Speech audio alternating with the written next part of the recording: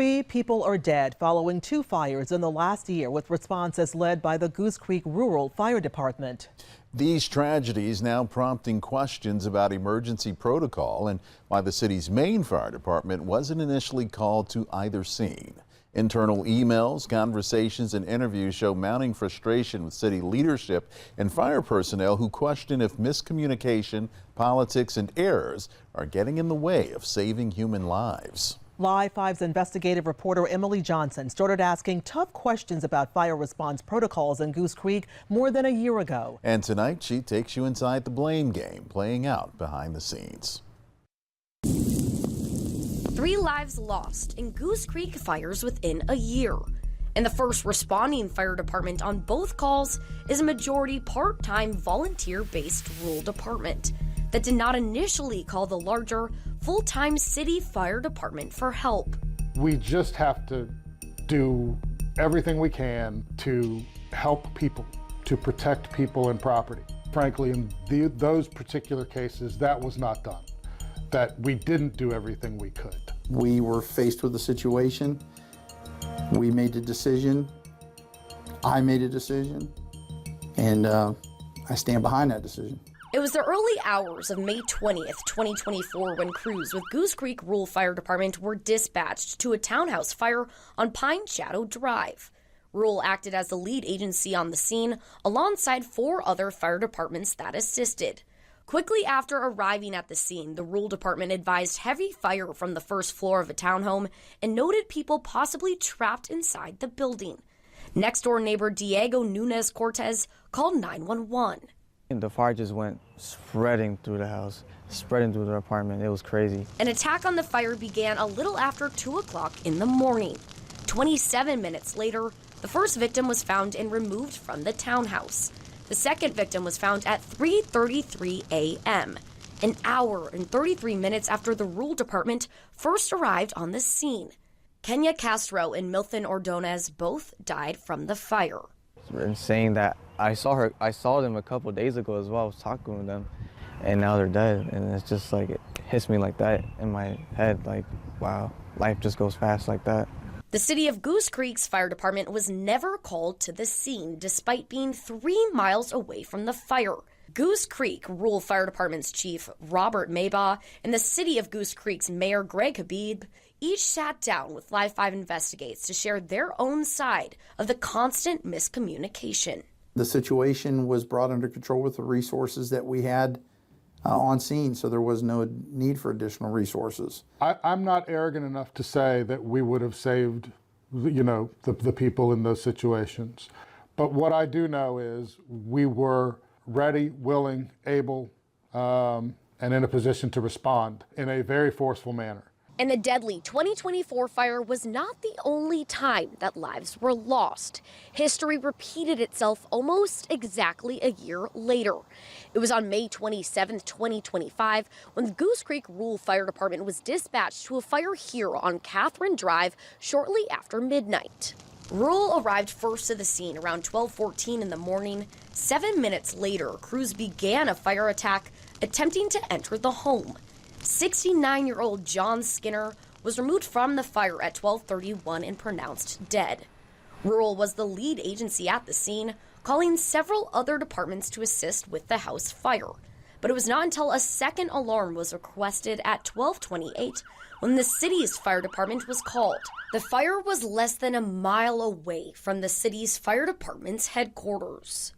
We were too close not to have been in my opinion, too close not to have been called immediately.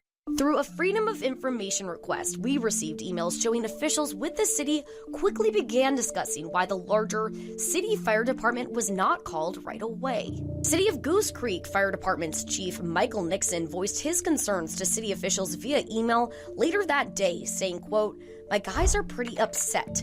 I'm baffled. It's right down the street from our headquarters." Another city employee responded saying, quote, "I'm not arrogant enough to say they wouldn't have died had we been there, but we damn sure would have been there sooner with better equipment and better trained people. I'm so mad right now." Does it get frustrating to kind of feel like it's a finger pointing at each other at some point? Yes, very. for years. Again, I thought we reversed some of the back and forth.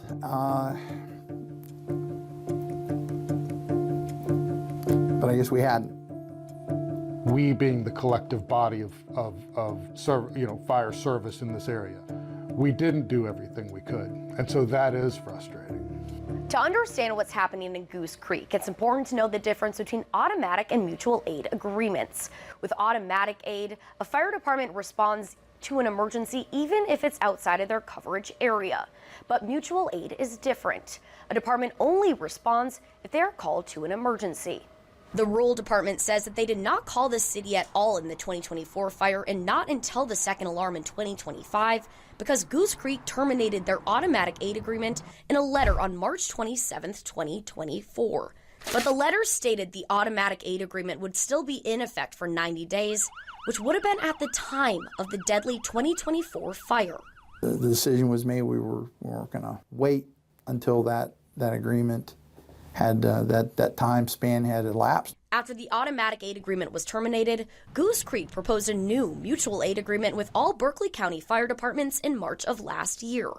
But that proposal wasn't finalized by the county until January 2025, and the final agreement wasn't signed by County Supervisor Johnny Cribb until July 16th, after Live 5 Investigates began looking into the issue. Now Goose Creek's fire department can officially be called in to help any county fire service when extra support is needed. Just point blank, do you think that there should be a rural fire department within Goose Creek, or do you think it's something that Goose Creek as a city fire department can handle on their own? Should there be one?